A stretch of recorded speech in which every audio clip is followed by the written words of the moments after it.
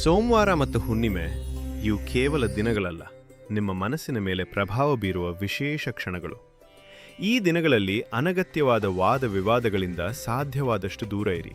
ಯಾಕೆಂದರೆ ಈ ಸಮಯದಲ್ಲಿ ನಮ್ಮ ಮನಸ್ಸು ಬೇಗ ಉದ್ರೇಕಗೊಳ್ಳುತ್ತದೆ. ಸಣ್ಣ ಮಾತು ಕೂಡ ದೊಡ್ಡ ಜಗಳಕ್ಕೆ ಕಾರಣವಾಗಬಹುದು. ಯಾರಾದರೂ ಕಠಿಣವಾಗಿ ಮಾತನಾಡಿದರೆ ತಕ್ಷಣ ಪ್ರತಿಕ್ರಿಯಿಸಬೇಡಿ. ಒಂದು ಕ್ಷಣ ನಿಲ್ಲಿ, ಆಳವಾಗಿ ಉಸಿರು ತೆಗೆದುಕೊಳ್ಳಿ. ಮುಖ್ಯವಾದ ನಿರ್ಧಾರಗಳು ಅಥವಾ ಹಣಕಾಸಿನ ಮಾತುಕತೆಗಳನ್ನು ಈ ದಿನಗಳಲ್ಲಿ ಸಾಧ್ಯವಾದರೆ ಮುಂದೂಡುವುದು ಉತ್ತಮ. ಸೋಮವಾರ ಮನಸ್ಸಿಗೆ ವಿಶ್ರಾಂತಿ ನೀಡುವ ದಿನವಾದರೆ, ಹುಣ್ಣಿಮೆ ನಮ್ಮ ಭಾವನೆಗಳು ಉತ್ತುಂಗದಲ್ಲಿರುವ ದಿನ. ಈ ಸಮಯದಲ್ಲಿ ಮೌನವಾಗಿದ್ದರೆ ಹಾನಿ ತಪ್ಪಿಸಬಹುದು.